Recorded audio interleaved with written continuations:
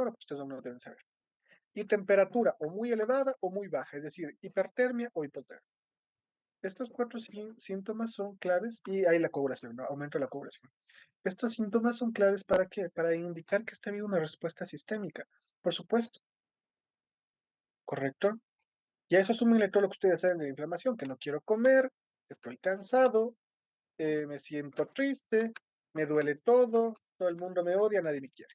Ya súmenle todo eso, pero multiplicado por 100. Posterior al síndrome de respuesta inflamatoria sistémica, ¿sí? Puede avanzarse, ¿sí? Obviamente no es tan escalonado, ¿no? Pero para modelo de estudio se estudia así, ¿sí? Valga la redundancia. El SIRS puede avanzar a una respuesta como una sepsis, ¿sí? Antes se creía que la bacteremia era lo mismo que la sepsis, hoy se sabe que no. Se lo entiende de manera diferente. La sepsis es una respuesta ya tan abundante, tan compleja inmunológicamente frente al agente patogénico, en el cual yo produzco tantas moléculas inmunológicas, tantas células, tantos mecanismos inmunológicos, que ya no solo le ataco al microorganismo, sino me ataco a mí mismo. Produzco una tormenta de citoquinas, palabra preferida de los profesores, ¿sí? Y eso me comienza a atacar.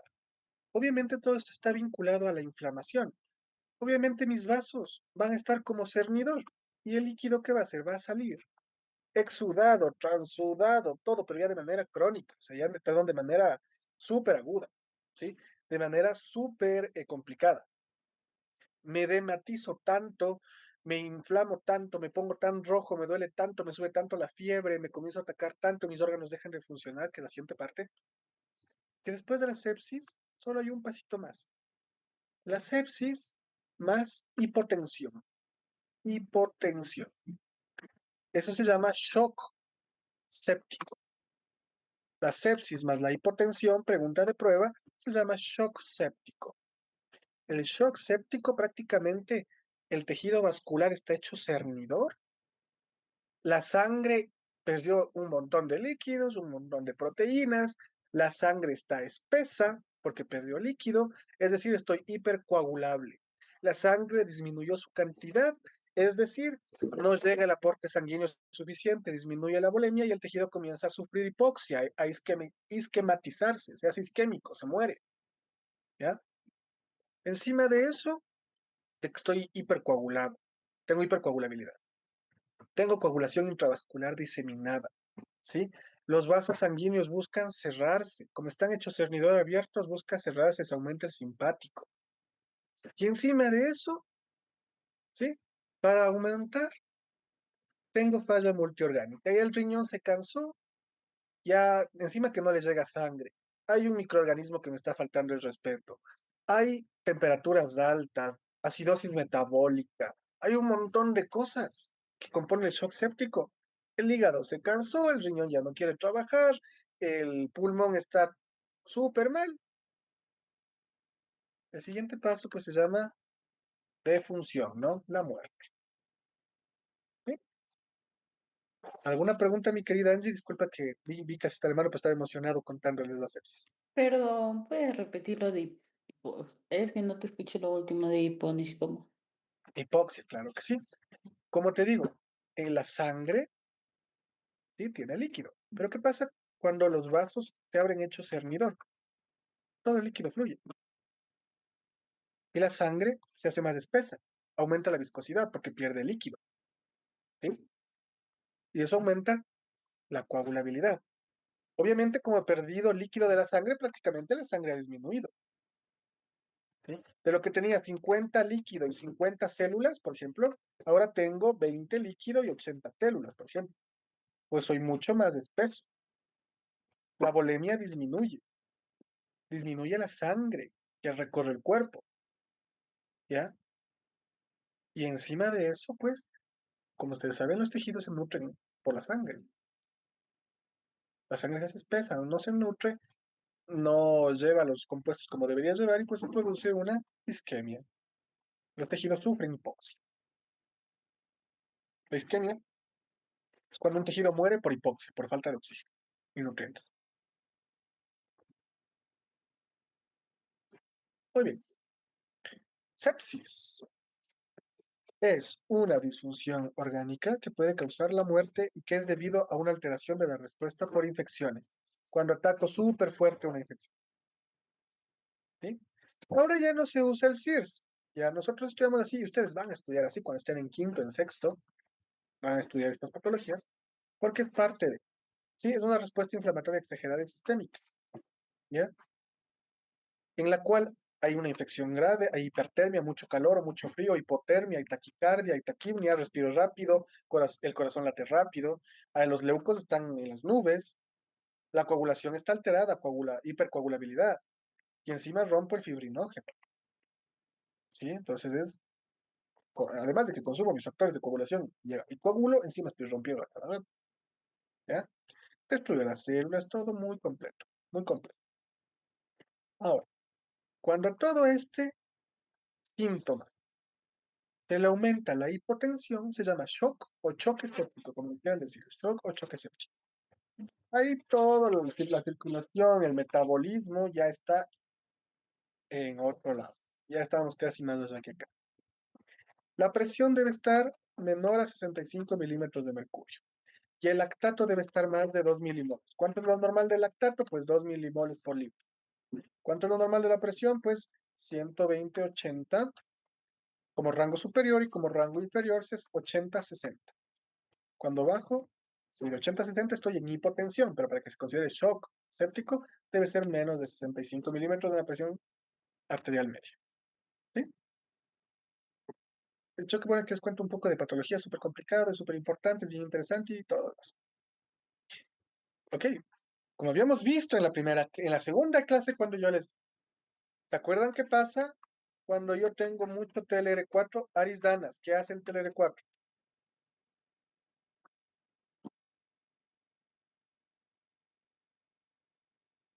Arisdanas,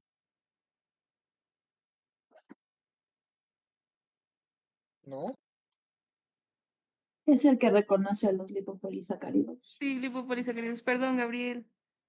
Por Dios, pondrán atención, ¿sí? No, sí, es que sí te habíamos explicado que justo hoy día iniciábamos inglés, pero ya se acabó. Entonces ahorita ya. Ah, ya. Cierto, cierto. Muy bien, no se preocupe. Ok. El TLR4 reconoce los lipopolisacáridos de las bacterias gram negativas, ¿correcto? Las bacterias gram negativas producen unas endotoxinas, o también llamadas lipopolisacáridos, que son altamente inflamatorios, altamente, pero así mal plan, ¿sí? El TLR4 es el encargado de reconocer eso y de producir la respuesta inmune. Ahora, ¿qué pasa si al TLR4 le tengo sobreexpresado? A la mínima, pues me inflamo, súper feo. Por eso cuando hay una alta cantidad de TLR4 en el sistema inmune, por predisposición genética, pues la persona está altamente predisponente a que tenga una sepsis, un choque séptico, ¿sí? Solo habíamos visto. Bien. Pregunta de prueba. ¿Cuáles son los gérmenes aislados para sepsis más comunes? Pues los gram negativos, ¿no? Como por ejemplo el Streptococo pneumoniae, Staphylococcus aureus, Escherichia coli, Klebsiella spp, Pseudomonas aeruginosas y las diferentes especies de cándida, ¿sí? Acuérdense, ¿no? Strepto, pneumoniae, Staphylo, Coco aureus, Escherichia coli, Klebsiella, Pseudomonas aeruginosa y las cándidas, ¿no? Más común la cándida albicans, la cándida glabrata y la cándida propagatis. Eso no los cuenta aquí, pero te los cuento yo para que ustedes sean chéveres, ¿sí? Ahora, hacen esto, por favor. Vale. Obviamente ustedes saben que para la inflamación necesita la inflamación, el TLR4, todo lo que hemos visto en las consultas, todo lo que hemos visto alrededor de eso, ¿sí? Aprenderán así. Si yo les pregunto, a ver, vamos a torturarle a alguien. Dedocracia, 1, 2, 3, 4. Odalis, mi querida Oda, cuéntame, ¿cómo se activa el inflamosoma?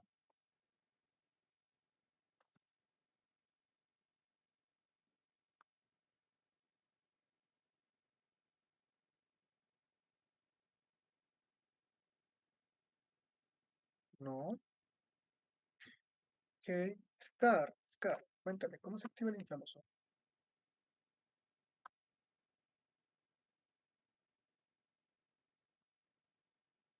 ¿Me dijeron a mí? ¿A mí? Cami, ayúdame, ¿cómo se activa la Ya. inflamación? No escuché bueno, pero o sea, era un complejo proteico que generalmente el que la activaba más rápido era el Node Light Receptor, el 3, que era Correcto. intracelular. Entonces, detecta ya sea un PAMP o un DAMP, puede ser también como el ácido úrico, el Ya, ATP. aquí cuidado, una cosita, mi Cami, perdón, estás muy bien, pero perdón que te corte, ¿verdad? Todos los nudos like receptors son internos, están dentro de la célula. La diferencia es que reconocen. El nudo like 1 y el nudo like 2 reconocen productos de origen interno. Sí, están adentro, pero reconocen cosas de adentro. Mientras que el nudo 3 está adentro, pero reconoce cosas de afuera. Y ahí sí, como me dijiste, espectacular. Está el durato, ¿qué más? El ATP era el HMGB1, que era, bueno, y eso decía uno de los Sí. papers que nos mandó a leer. Y Perfecto, la luego, Homeobox Protein tipo 1, bueno, ajá, eso. Entonces, tiene a ver, se activa y puede ser aumentando la producción con NF kappa beta y L1 beta y TNF, creo que TNF muy bien, lo que me alfa, dices es perfecto. ¿Sí? y luego activa la vía de las grasas, Perfecto. y luego hace muerte celular, ¿cómo se llama? Para Pero, eso. muy bien, lo que dices es perfecto, mi querida Cami. Necesito dos cositas. Que se active por un lado, que la célula misma reconozca a través de los TLRs, ¿sí? A los microorganismos y desencadene una vía de señalización que ustedes la conocen de memoria, el NF-kappa beta, para producir y transcribir genes, como cuál, la prointerleuquina 1 beta y la prointerleuquina 18. Están inactivas, son simógenos. Necesito activarles. ¿Quién les activa? Pues fresco. El inflamosoma reconoce, perfecto, Cami. Cristales de urato, muy bien. Aluminio, asbesto, zinc, sílice, ¿ya? Y todas las otras bacterias que les cuentan, ¿no? Entonces están, por ejemplo, los streptos y los estafilococos, ¿sí? El NURLEC 3 desencadena una vía de las proteínas APSC, las proteínas, se me fue, SNUP, si no me equivoco, 3, yo tampoco me acuerdo muy bien estas. Pero lo más importante, activan a la caspasa. ¿Cuál caspasa? La Caspasa 1. Perfecto. Y la caspasa, claro, pasa de procaspasa a caspasa 1. Y de caspasa 1 activada, cojo a la prointerleuquina 1 beta y le hago interleuquina 1 beta activada. ¿Sí? Importantísimo cómo activa la inflamación. Sí, este es de inflamación, ¿ya? Aquí está la inflamación. Las proteínas ASS y la otra es la NALB3, ¿sí?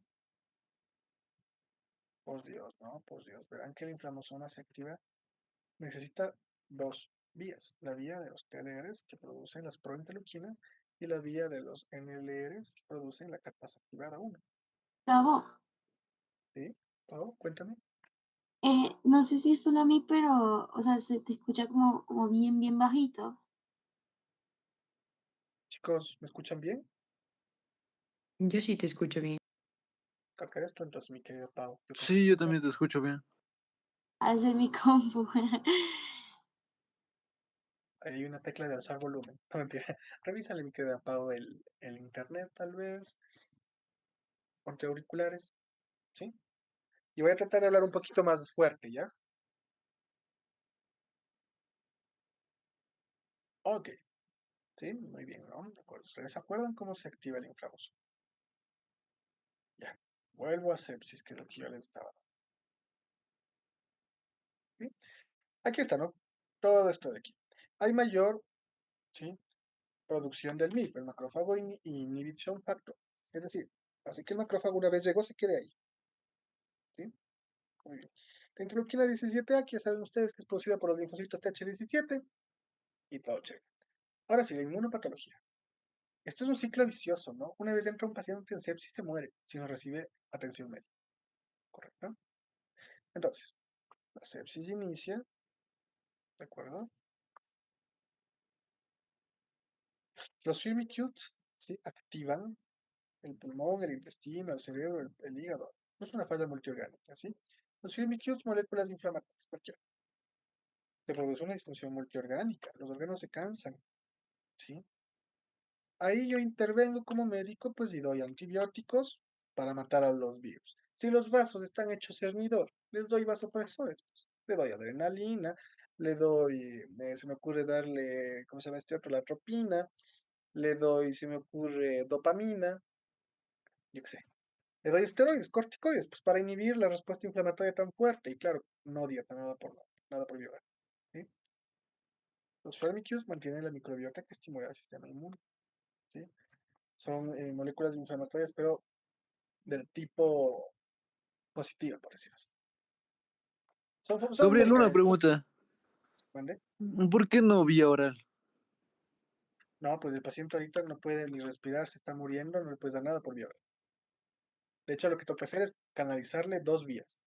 Ya aprenderán cuando sean más grandes los protocolos. Para cada patología hay un proceder. Entonces, si un paciente tú diagnosticas que viene con sepsis, pues tienes que ponerle 2 vías, ¿no? Una en cada brazo y en una transfundes líquidos, en otra transfundes medicación. No das nada por vía oral hasta estabilizar y ver qué procede, ¿sí? Si no das alimentación parenteral o lo que sea, porque el paciente está ya con problemas de fallas multiorgánicas. Puede cualquier rato caer en coma, asfixiarse, chocarse, puede en cualquier rato el paciente, ¿sí? Perder la conciencia, si está con comida, si está haciendo algo o algo está en la boca, pues puede asfixiarse. Incluso hay pacientes que llegan en shock séptico ya en coma o sin respirar. Tú tienes que intubarle. Obviamente intubado no le das a comer, ¿sí? ¿De acuerdo? Sí. Se daña la función inmune. Las células comienzan a destruirse, ¿ok? Pérdida de metabolitos de la microbiota. Mi microbiota, pues, por supuesto, también se daña. Falla de limpieza en el patógeno. Mi cuerpo no le logra eliminar, ¿sí? Resistencia a la infección, sepsis, infecciones secundarias. Comenzó me clavé un clavo en el pie, no vi que pisé un clavo, una tabla con un clavo, y comenzó el Clostridium tetanium hasta que llegó al cerebro y me causó una tetania paralítica y me muero con un infarto o con un paro respiratorio, ¿sí? Y pues ahí fallece, ¿no? Ahora, claro, todo esto es un círculo vicioso, ¿no? Aquí nos habla mucho de la microbiota, ¿sí? Y de los firmicutes. Esto no es muy importante, pero es interesante saber. Eso lo verán en patología. La sepsis. Como ustedes saben, en la sepsis abundan moléculas inflamatorias, la más potente es el C5A, ¿correcto? Vamos a torturar a alguien más. Por aquí, mi querida Nayara. ¿Qué hace el C5A? 3 funciones. Es la anafilotoxina más potente, aumentaba la permeabilidad vascular, hacía que los mastocitos produzcan histamina y contracción muscular. ¿De qué músculo? ¿Del esquelético? No, Ay, sí, ya no sé entonces. el muscular liso. Ah, ¿Qué contracción del muscular liso?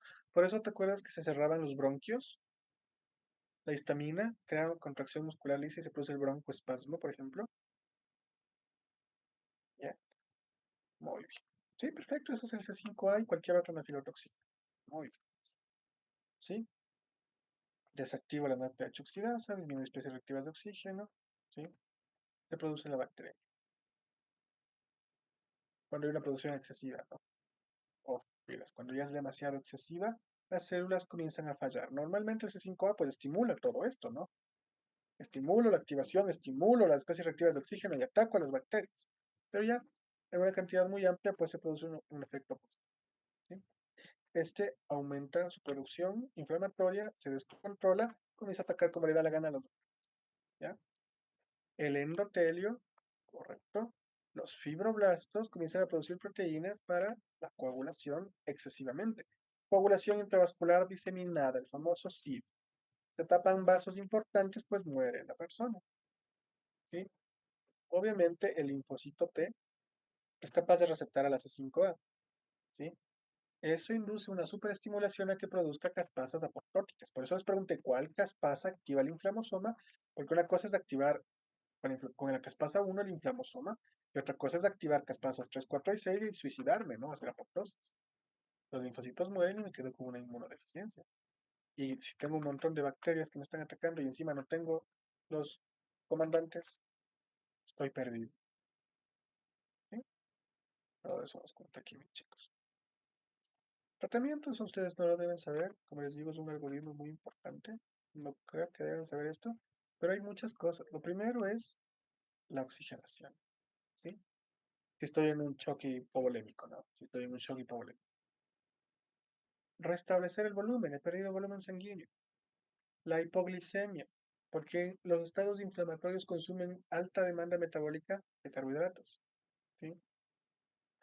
Dar interferón, ¿sí? Para activar otra vez los macrófagos. Obviamente debo dar antibióticos. Si, ejemplo, me causó un estreptococo neumonía, pues debo dar antibióticos. Yo doy, se me ocurre algo súper fuerte, un carbapenémico, un monobactámico, vía sanguínea. Si me dio un estafilococo aureus, le pongo vancomicina de una. Medicamentos hospitalarios, ¿sí? Muy bien.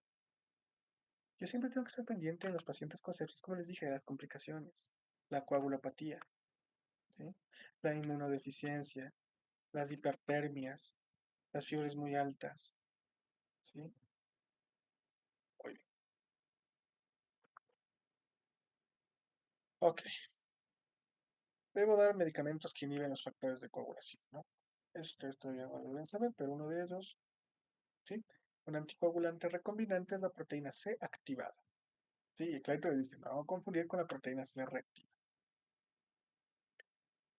Muy bien. El microbioma y la sepsis. Esto es interesante porque se cree que el microbioma incluso es capaz de protegernos. El microbioma normalmente produce péptidos antimicrobianos para que cualquier cosa que yo coma sea eliminada o destruida. ¿Sí? Si como bacterias, las bacterias malas pues deben ser destruidas y la microbiota incluso se encarga de hacerlo. La microbiota produce condiciones no apropiadas para otros microorganismos, por ejemplo la microbiota vaginal, el más claro ejemplo. Los lactobacilos producen ácido para que ninguna otra bacteria entre. ¿Sí? Muy bien. Pero cuando hay una complicada respuesta inflamatoria, cuando hay una desregulación, la microbiota puede aprovechar. La microbiota puede hacerse patológica, ¿sí? Y puede actuar aún más en la sepsis, ¿sí? Muy bien. Trauma es ustedes ya deben. Eso verán en octavo. Sí, eso no es parte eso ya no es parte de lo que yo debo darles. ¿Alguna pregunta de sepsis?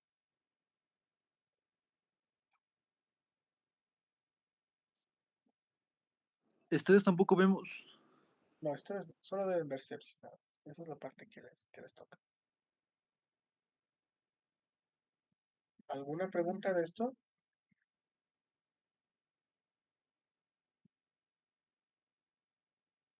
¿No? No. Una pista, sí está claro. Muy bien, no olvidarse de las microbiotas buenas y los firmicutes, que también son microbiotas buenas, que causan, obviamente, la sepsis, inflamación. Pero bueno, eso no, nunca ha salido a ninguno de mis chicos. Todos los criterios de acá arriba, sí, esto sí sale fuera. Cualquier cosa microbiota y firmicutes, pues son bacterias que actúan como microbiota, como el lactobacillus, los streptococcus a nivel digestivo. Voy a volver a repetir el mastocito porque seguramente se han olvidado y los que no tuvieron conmigo, pues obviamente no lo vieron. Y con eso es un repaso, ¿no? Comienzo a hacer full preguntas. Full preguntas. Muy bien. El mastocito. El mastocito es la molécula más importante a la hora de producir histamina y de amplificar la inflamación. ¿Sí? Obviamente, pues ya saben que es de origen mieloide, ¿sí? Con interleuquina 9, pues, y 4, madura, se desarrolla y sale, ¿sí? De la médula ósea. El mastocito no está flotando en sangre. Repito, el mastocito no está flotando en sangre. El mastocito se adhiere a los vasos sanguíneos. El mastocito está en algún lado adherido. El mastocito no viaja en sangre. Puede estar en vasos sanguíneos alrededor, en linfáticos, en mucosas, en un tejido conectivo, por ejemplo, la mama, la lengua, la próstata, pulmones y perineo. ¿Ya? Los mastocitos viven años, ¿de acuerdo? Y como son capaces de formar clonos de ellos mismos, es decir, actividad mitótica en el sitio donde están funcionando, pues pueden regenerarse. ¿Cuándo aumentan los mastocitos? Pues obvio en alergias y en parásitos, ¿sí? Porque el mastocito va de la mano con la inmunoglobulina E. Y la inmunoglobulina E la produce el eosinófilo o el basófilo en, ¿cómo se llama esto? En alergia y en infecciones parasitarias, ¿sí? Pues no es muy grande, es muy parecido al eritrocito, no es tanta la diferencia. Por ejemplo, el macrófago puede llegar a medir 80 micras, ¿no? ¿Sí? Obviamente el mastocito es capaz de activarse cuando reconoce PAMPs con sus TLRs, cuando reconoce lectinas que detectan lipopolisacáridos, algunos por la parte polisacárida, ¿no? Porque las lectinas buscan carbohidratos polisacáridos. Obviamente, el mastocito tiene receptores de fracción constante. ¿De qué inmunoglobulinas? Pues de la inmunoglobulina G, la E y la M. Obviamente el mastocito está muy vinculado a la producción de neuropéptidos y factores del complemento. El mastocito interactúa de manera muy interesante con el sistema nervioso, ¿ya? El mastocito produce histamina. Les cuento, la histamina es un neurotransmisor, ¿sí? Por eso cuando ustedes están con alergia, están con gripe, están con asma, se libera mucha histamina. La histamina es un neurotransmisor de las áreas cerebrales del sueño y de la vigilia. Eso ustedes ya deben saber. Ustedes ahora ya me comprenden estos ejemplos porque ya vieron psicosocial. Por eso cuando yo doy antihistamínicos, ¿sí? Pues inhibo la histamina que me mantiene despierto y pues me duermo, ¿no? Me da sueño. ¿Sí? Muy bien, igual creo que su profe les debe haber explicado esto en psicosocial. Pues es interesante cómo las células inmunológicas interactúan de manera muy estrecha con el sistema neuroendocrino. Pues el mastocito produce histamina, la heparina, un anticoagulante muy importante, proteinasas de matriz, leucotrienos, el PAF, el factor activador plaquetario, factores quimiotácticos para eosinófilos, las deotaxinas, o también llamadas XCL7, citoquinas, y muy importante, nunca se olviden, el mastocito produce serotonina. ¿Para qué me ayuda la serotonina? Acabamos de ver en inflamación. Vamos a preguntarle, por aquí tengo a Katia, mi querida Katia, ¿qué hace la serotonina?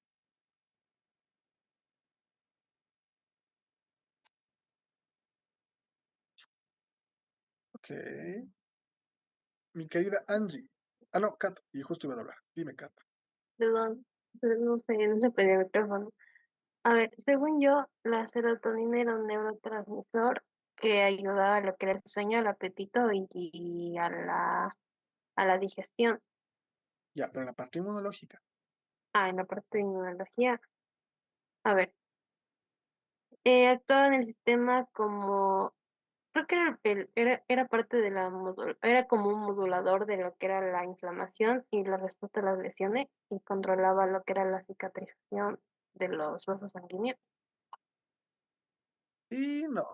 Angie, No sé si estoy bien, la serotonina, a pesar de que es neurotransmisor, actúa como molécula de señalización en la inflamación y en la respuesta inmune y también en la homeostasis de las células inmunes. Si pero no me ¿cómo? equivoco. Eh, no me acuerdo. Espérate, creo que funcionaba junto con los linfocitos T, macrófagos y plaquetas, ¿no? Con las plaquetas, perfecto. Con los Ajá. linfocitos T, con los otros, no. Porque migraba a la célula no sé si estoy bien, producía citocinas. Serotonina es vasoconstrictora y plaqueto agregante. Ujú. Eso Pero, causa. ya. La respuesta específica, ¿se acuerdan que vimos en el capítulo de Rojas, las aminas vasoactivas? ¿Se acuerdan que vimos aquí con ustedes mismos? Vimos eso, vimos las aminas vasoactivas. Antes de ver la vía del ácido araquidónico, vimos las aminas vasoactivas. Aminas vasoactivas, histamina y serotonina. ¿De acuerdo? La histamina, pues, un millón de cosas. Y la serotonina es un mediador vasoactivo, ¿sí? Que está vinculado a las plaquetas y células neuroendocrinas. Tubo digestivo, mastocito, alrededor, ya. Su función principal es ser un neurotransmisor, también es vasoconstrictor. Eso es lo que a mí me interesa. Vasoconstrictor y plaqueto agregante. Eso no está aquí, pero ustedes deben saber. Por algo, las plaquetas de los gránulos llevan serotonina, porque ayuda a a la plaqueto agregación, ¿sí? Por si acaso les vayan de mala gente a preguntar, la serotonina deriva del triptófano, por eso se llama 5-hidroxi, perdón, triptamina. Muy bien. ¿Sí? ¿En qué partecita estaba? Acá, muy bien. Hasta aquí, chicos, ¿alguna preguntita?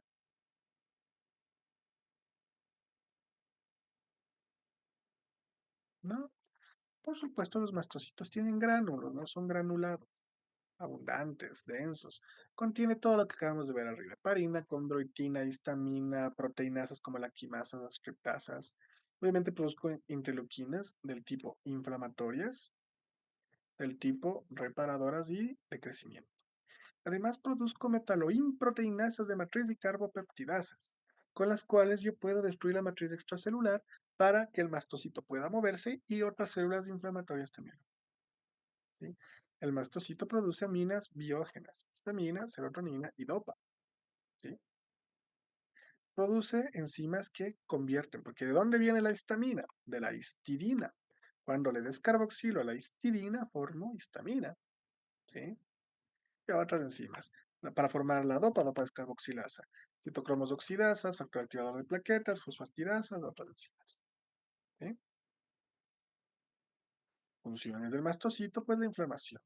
Muy importante, productor de mediadores de la inflamación, histamina y heparina, prostaglandinas, leucotrienes, tromboxanos, moléculas pro y antiinflamatorias, ¿sí? Y sobre todo la histamina, ¿no? Que regula el proceso vasodilatador. La heparina, que bloquea la adhesión celular y además de eso la coagulación. Obviamente el mastocito interactúa con el sistema inmune, ¿no? Cuando yo produzco, estoy en un estado inflamatorio, pues debo llamar, ¿no? Polimorfos. Debo llamar a natural killers. Debo llamar a el linfocito CD8 y CD4. Debo activar macrófagos. ¿Pero qué tipo de macrófago? ¿De macrófago activo? Si activo la interleuquina 4, ¿qué tipo de macrófago activo?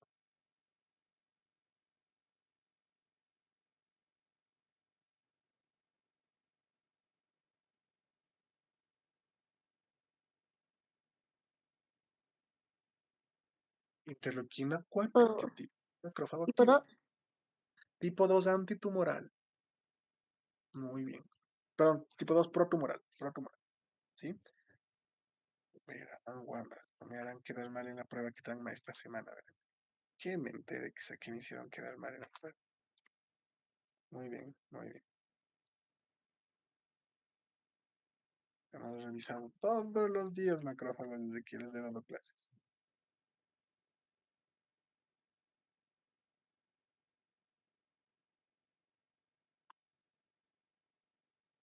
Cierto, cierto, cierto. Muy bien. Son protumorales. Y por eso les indiqué, les dije, verán los gráficos. Verán los gráficos. Ay, ¿qué hice? Eh, eh, eh, Les dije, verán los gráficos.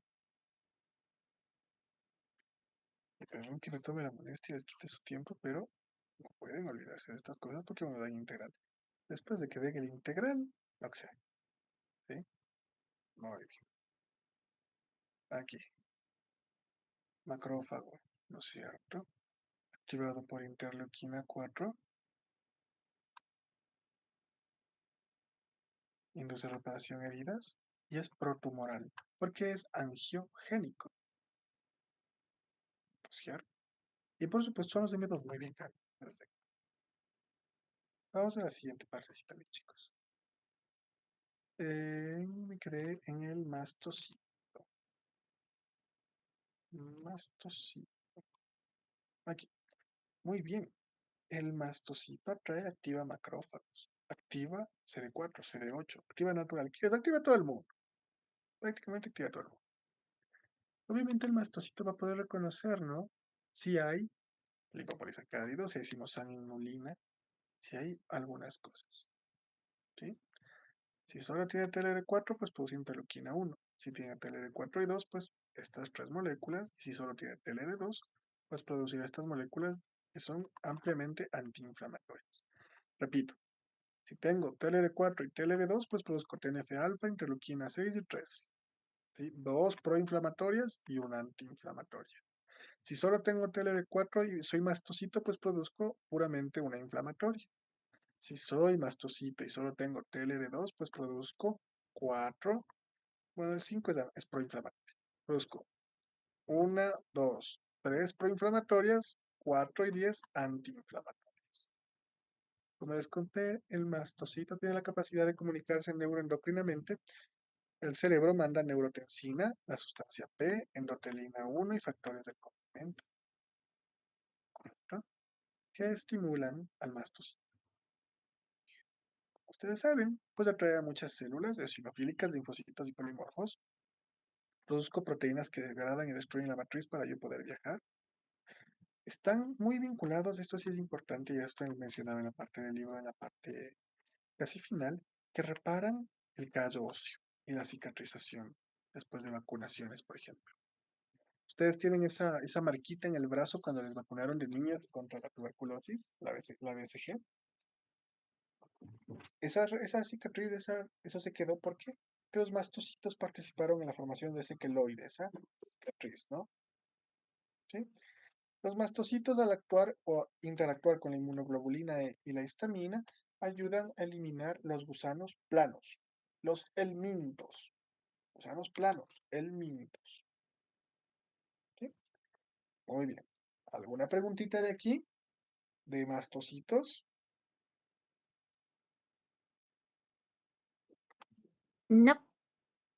¿Sí? ¿Seguras? Es prácticamente todo lo que hemos abordado estas semanas. ¿Sí? Muy importante ustedes que sepan qué hace el mastocito. Produce histamina, heparina, que ayuda a la dilatación del endotelio, contractura del músculo liso, estimulación de las células mucosas. Produzco icosanoides, ustedes saben cuáles son los icosanoides, ya les voy a preguntar todo eso. Ayudo a contraer el músculo liso, activo reacciones nerviosas, aumenta la permeabilidad del endotelio. Produzco citoquinas proinflamatorias, produzco quimioquinas para llamar, ¿sí? Esto ya es mucha memoria, yo les puedo decir aquí, pero esto deben recordarlo, deben pasar. Ahora, en, en mis años de estudiante y de profesor, a mis chicos casi es muy raro que les pregunten esto. No les preguntan así tan a detalle. Escríbame las 5 quimioquinas y por favor dígame a qué atrae cada uno. ¿Ok? Produce proteasas para disminuir la tensión superficial, disminuir la endotelina en el pulmón. Produce la triptasa B2 para atraer polimorfos, cateridisilidinas, que son bactericidas. Y el mastocito va a estar activado por neuropéptidos, quininas, todo el complemento, inmunoglobulinas, TLRs, inmunoglobulina E, muy importante, PAMS. Obviamente el mastocito está añadido o agregado a los vasos como por las selectinas A y P. Y la molécula de adherencia linfocítica 1, leucocítica 1. ¿Sí? Esto no es muy importante. Y de mastocito solo hay esto. ¿Ok? Acá nos cuento un poquito, pero literalmente es menos de 2 hojas, menos. Es lo que les he contado ahorita. Muy bien, mis queridos chicos. Ahora sí, yo les voy a hacer preguntas para comenzar el repaso, porque esto yo les recordé. Ahora ustedes me van a recordar lo que... ¿Sí? Gabriel, yo tengo una duda. Del capítulo 5 solo es Natural Killers. Les pidieron, según yo, Natural Killers devaluaron la rotación pasada. Porque, o sea, en la configuración del EVA en el RDA2 dice mastocitos y Natural Killers. O si no, me leo todo el 5. No, solo Natural Killers. Sí, Ok. solo Natural Killers. Ok. ¿Desean que les recuerde Natural Killers? Sí. Ok. Vamos a verle muy rápidamente al Natural Killer. Ese es un poquito más sencillo. ¿Se acuerdan que yo tengo los Natural Killers dos tipos? Los Kir y bueno, los dos tienen Kir y Kar, ¿no? Pero hay los High y los Low. CD56 High, CD56 Low. ¿Recuerdan cómo atacan los Natural Killers? Todo eso lo vamos a recordar ahorita. Natural Killers, células naturales propias de la línea linfoide. Son las únicas células que se originan de línea linfoide. ¿Sí? Es como un progenitor linfoide. ¿Ok? Son el 5 al 15% de los linfocitos. Son poquitos. Son muchos, son modestos. ¿Sí?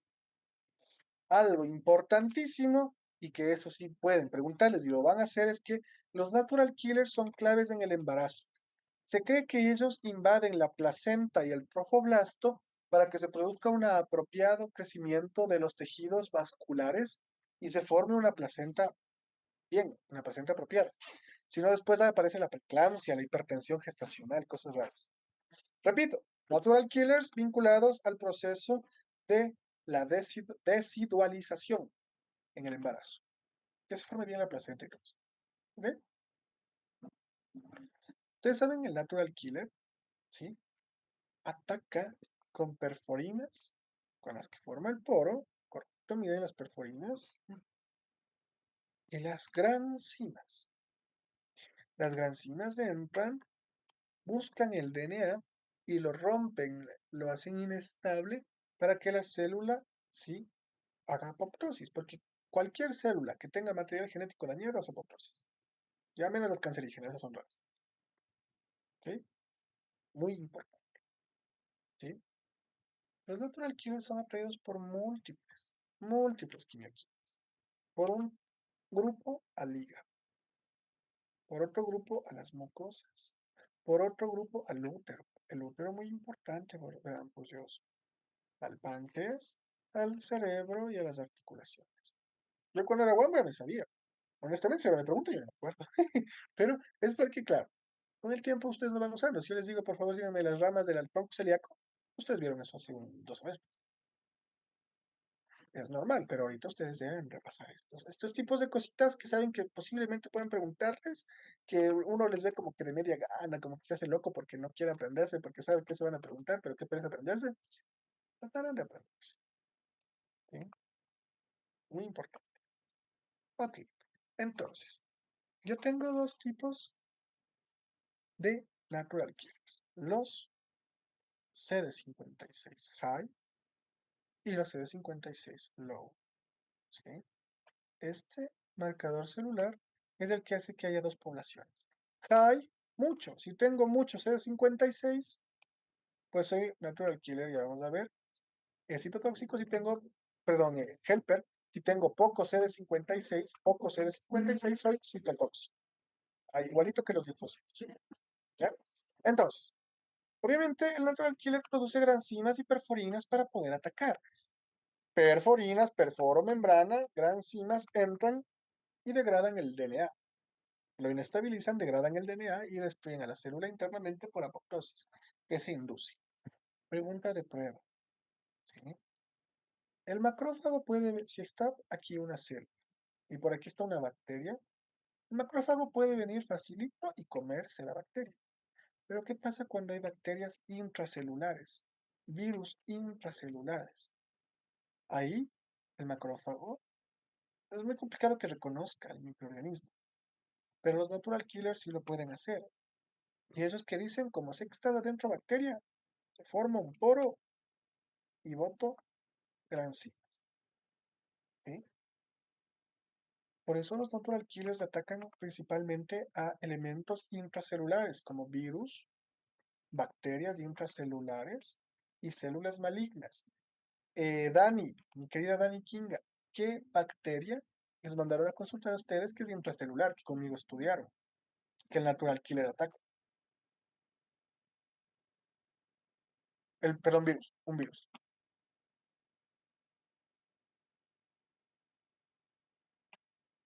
El Epstein-Barr, no me acuerdo. Perfecto, el Epstein-Barr, el virus del Epstein-Barr. El virus del Epstein-Barr es un virus que produce la enfermedad del beso, una mononucleosis infecciosa. ¿Sí? Muy bien. Pregunta de prueba, ¿quién ataca al natural killer? Pues a células infectadas internamente por virus o bacterias y la segunda, pues, cáncer. Cáncer. El natural killer ataca al cáncer. ¿Ya? Ustedes saben que el natural killer es el primo ñaño hermano del macrófago, entonces el natural killer le estimula a hacer travesuras al macrófago. ¿Cómo? El natural killer le da Red Bull y otras señales para que el macrófago haga travesuras, ¿no? Obviamente también estimula los TH1, que son los linfocitos TCD4 más altamente inflamatorios. ¿Sí? Obviamente el natural killer es capaz de reconocer anticuerpos. Con el CD16 reconoce anticuerpos, sobre todo del tipo IgG y del tipo IgA. ¿Sí? Ahora, verán, el natural killer tiene dos receptores, el KIR y el CAR. El KIR es el inhibidor de muerte, el receptor inhibidor de muerte. Entonces, si el natural killer está patrullando se me ocurre por el páncreas, obviamente las células del páncreas van a activar el receptor inhibidor de muerte para que no me mate a mí. ¿Sí? ¿Cómo activo el KIR? Porque todas las células del cuerpo tienen HL1.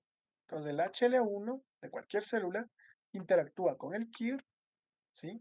Y le inactiva el natural killer para que no me ataque. Pero ¿qué pasa si sucede? ¿Qué pasa si sucede? Pero ¿qué pasa si encuentro una bacteria por ahí? El K, el receptor activador de muerte, se activa. El CAR es capaz de reconocer a los microorganismos, por ejemplo, y se activa. Y el natural killer comienza a producir todo esto de aquí. ¿Sí? El receptor inhibidor de muerte también se llama CD94, ¿no? Obviamente el natural killer es capaz de reconocer muchas señales. La interleuquina 18, la 15 y la 12 son puramente específicas para él. La interleuquina 18, su única función es llamar natural killers. ¿Sí? La 10 pues es antiinflamatoria en muchos lugares, la 15 y la 12 pues la 12 es un poco más igual, cumple varias funciones, la 15 es un poco más específica, la interleuquina 1 y 2 pues son muy variantes en función, pero igual estimulan, ¿no? Estimulan al natural killer, le activan. Todo esto de aquí le activan. Este de aquí le llama y este pues es antiinflamatorio. Obviamente el natural killer puede reconocer PAMs. Obviamente el natural killer es capaz de adherirse a los endotelios y produce la eomesodermina, ¿sí? Una proteína de regulación de desarrollo celular. Muy bien. El natural killer tiene una molécula especial con la que es capaz de atacar. Se acerca, sí, es como los dueños de lo ajeno, sí, los dueños de lo ajeno, ¿ok? Vienen, se acercan a ti, te apuntan con un cuchillo y tienes que darles el teléfono. Entonces el natural killer viene, se acerca a la célula dañada o al microorganismo, saca su cuchillo que se llama y le apuñala, ¿no? A la célula y se desencadena apoptosis. ¿Cómo ataca el natural killer? Con el Fas ligando. Es otra manera de atacar. El Fas ligando es una molécula de membrana que interacciona con el receptor Fas que hay en varias células y microorganismos, y cuando el Fas ligando del natural killer activa el receptor Fas de las células dañadas o inactivas o de cáncer, lo que sea, desencadena apoptosis celular.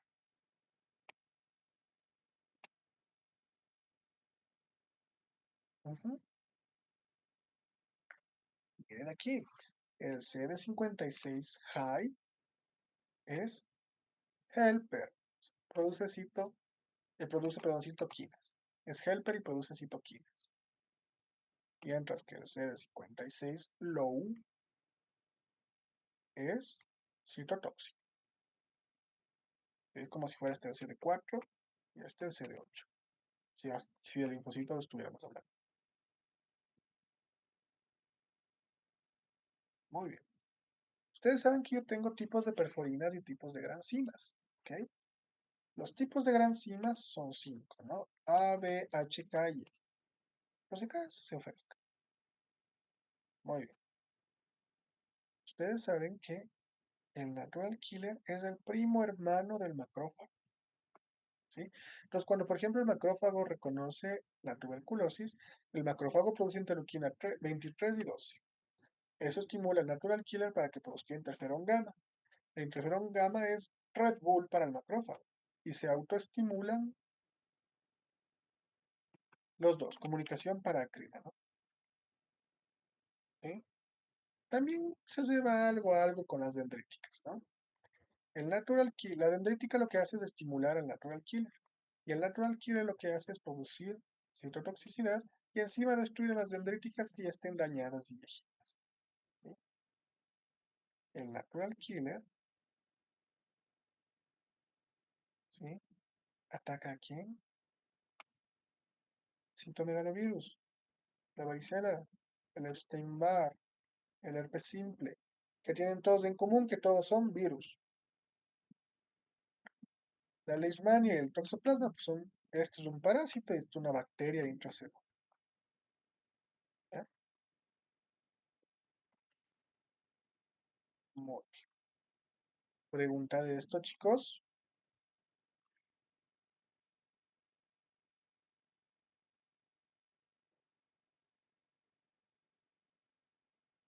¿No? Diría que no. Muy bien. Mañana, los que vayan a la prueba y todos los que den pruebas, necesito que les vaya muy bien. ¿Sí? Tiene que irles muy bien y va a suceder así. No se pongan nerviosos. ¿Sí? Relajados, tranquilos, van a la prueba, salen con la misma y les va a ir súper. ¿Sí? Ahora sí, es mi momento de preguntas. Muy bien. Vamos a preguntar ahora, porque la primera parte de inflamación yo ya les pregunté. Vamos con la segunda parte de la inflamación. Ujú. Ya. ¿Dónde puede producirse una inflamación serosa? ¿Dónde y cuándo se puede producir una inflamación serosa y por qué? Vamos a preguntar, ¿eh? Vamos a preguntas dirigidas. Tenemos por aquí a Stephanie.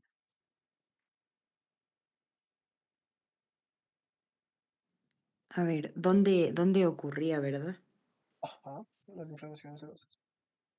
Se daba como que en la parte, en el pericardio, peritoneo, en la piel. Ya, Y también en la pleura, por el pulmón. lo que dices es perfecto. Perfecto, Stephanie. Las inflamaciones serosas se dan en sitios de tejido seroso.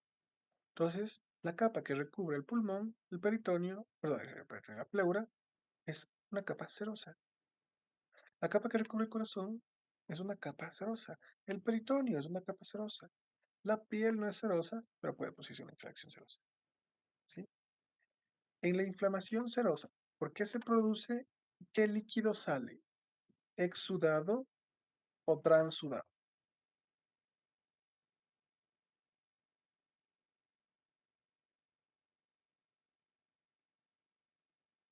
Se produce transudado. Luego, ¿Mandé? no, ya respondiste. Sí, muy bien. Se produce exudado, principalmente exudado. ¿Sí? En la inflamación serosa. ¿Correcto?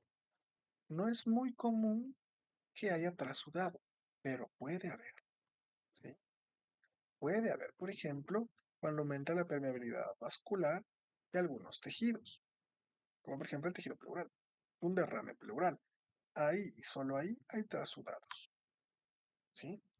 Las ampollas cutáneas igual tienen trasudados. Se han quemado y ven que se llena de líquido, no se llena de pus, proteínas, células de sangre, no, se llena de líquido, trasudado, ¿ya? Pero habitualmente las infecciones serosas son exudadas, con exudado, ¿sí? No, vamos a ver otra pregunta. Ya, úlceras. ¿Por qué les pregunto esto? Porque esto les van a preguntar mañana, ¿sí? Porque esto es nuevo. Todo lo anterior, yo ya lo han evaluado, ustedes lo han visto, y la docente también. Pero esto es nuevo. Muy bien. Camilo, ¿qué es la úlcera? ¿Y dónde se produce y qué tipo de secreción se produce? A ver, si me escuchas. Sí, por supuesto. La úlcera es la pérdida del epitelio, ¿no era? Perfecto, Que se va perfecto. sí, o sea, que se va perdiendo el epitelio. ¿Dónde ¿Qué puede más? aparecer? En la piel, boca, lo que a mi pana le pasó. No sé si ahí entra lo del herpes, no estoy seguro. Ahí no sé. Sí, puede Ya. ser. Y se pueden producir por infecciones o traumas también. Ya. En los diabéticos también. Si no estoy mal, sí. Muy bien. Acuérdense del pie diabético que les indique la ulceración, ¿no? La úlcera, pues, es la excavación y la pérdida, perdón, de la continuidad de un epitelio, ¿sí? El tejido comienza a escarbarse y a necrotizarse y hay una acumulación de secreción fibropurulenta. Fibropurulenta, hay fibrosis, cero purulenta, ¿sí? Hay líquido, hay sangre, hay exudado. Podemos tener úlceras, acuérdense, ¿no? Las úlceras de las mucosas. ¿Quién de ustedes, como alguna vez les conté, se ulceró la boca, la lengua por comer mucho limón con sal, o se mordió, o comenzó a dañarse la mucosa? ¿Ya? ¿Quién tuvo una úlcera gástrica? ¿Quién tuvo, sí, de ustedes ha tenido Helicobacter pylori? ¿Sí? Y por ejemplo los pies diabéticos, ¿no? ¿De acuerdo? Muy bien. La gastritis entra ahí, ¿no es cierto? Una gastritis, claro que sí. Muy bien. ¿Cómo se llaman los microorganismos capaces de producir pus?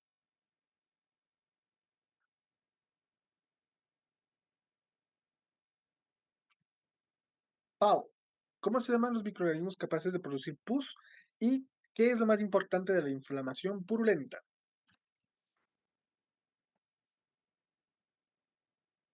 Bueno, o sea, yo diría que, por ejemplo, me sé un ejemplo de los neutrófilos, por ejemplo, que estos, o sea, lo que generan son como especie de abscesos que ¿Ya? igual, o sea, su acumulación permite la producción de abscesos y este líquido purulento. ¿Ya? Entonces, ¿no es cierto? Una inflamación purulenta es una inflamación en la cual los neutrófilos invaden el tejido infectado. Además de eso, hay células necrotizantes muertas dañadas, hay líquido, hay edema, hay proteínas, es un exudado, ¿sí? Pero rico ¿en qué? En neutrófilos y microorganismos, ¿ok?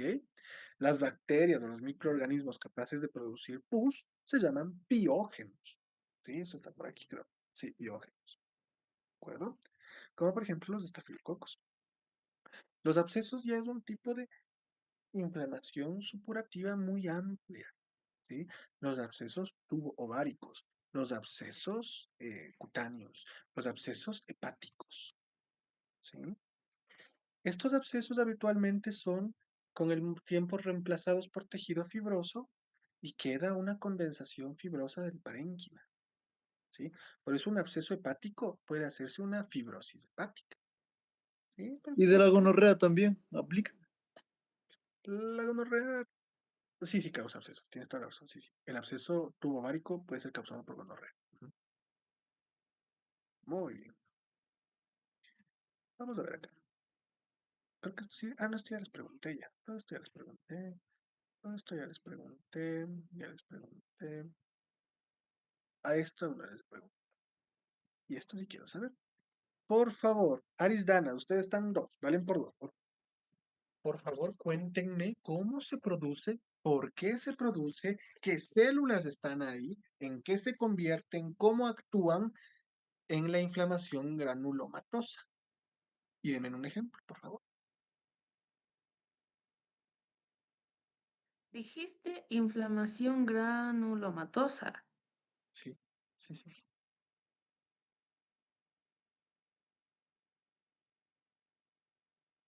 Ya, de lo que me acuerdo, esa no era una inflamación crónica. Sí, una inflamación crónica. Es crónica. Bueno, Ya. Se produce por... No me acuerdo. Agentes infecciosos. Bueno, causa agentes... No, ¿cuáles? bacterias, hongos. ¿Cuál bacteria? ¿Cuál hongo? Bacteria podría ser... ¿Cómo es esa? Sífilis. No era Sí, la tuberculosis. sífilis. Perfecto, perfecto. La sífilis. Muy La bien. tuberculosis también puede ser. Perfecto, la tuberculosis. Ya. ¿Y de ahí? Mm, Parásitos también, creo, ¿o no? Sí, pero es raro. El absceso hepático por la entamoeba coli o la Giardia lamblia, ya. Bueno, de ahí. ¿Qué más?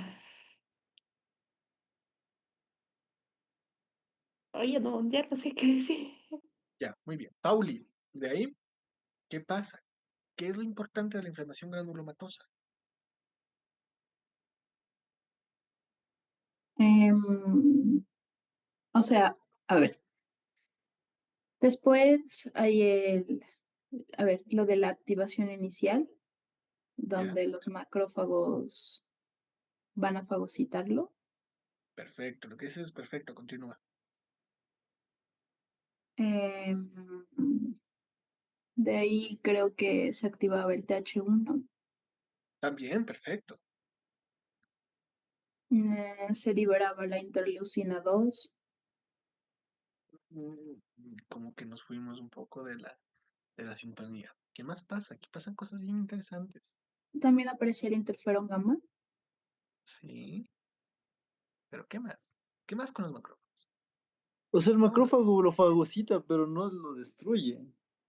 Ya, eso es algo muy claro.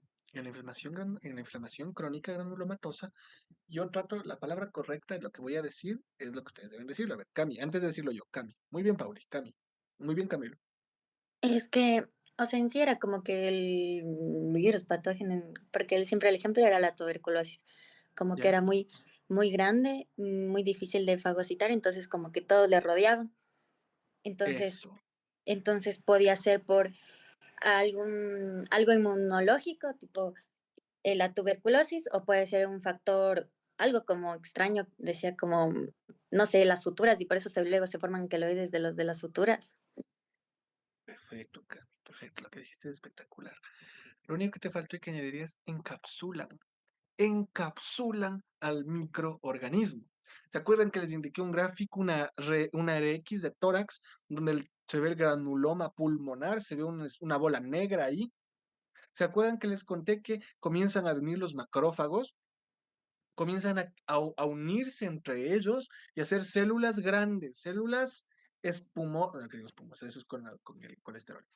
Comienzan a hacer células gigantes, se unen entre varios macrófagos para formar células plurinucleadas gigantescas. Otros macrófagos pueden hacerse planos, macrófagos epiteliales planos. Otros macrófagos se dañaban y se necrosaban. Los linfocitos B venían y formaban órganos germinales terciarios. Los linfocitos B comenzaban a replicarse ahí mismo, ¿sí? ¿Y eso qué causaba? Que la infección sea grande y contenida, ¿sí? Los granulomas también pueden estar dados por enfermedades autoinmunes, como el granuloma autoinmune, por ejemplo, en la artritis reumatoidea.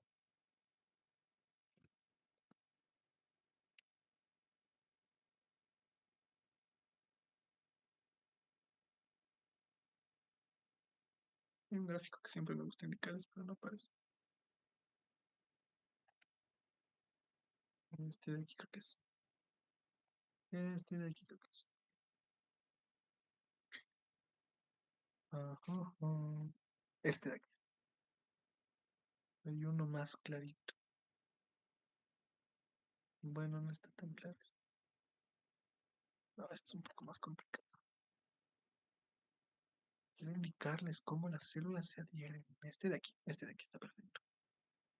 Mírenle, chicos, regálenme un minutito, solo voy a abrir la puerta. Miren la imagen. Miren cómo los macrófagos toman varias formas, por favor.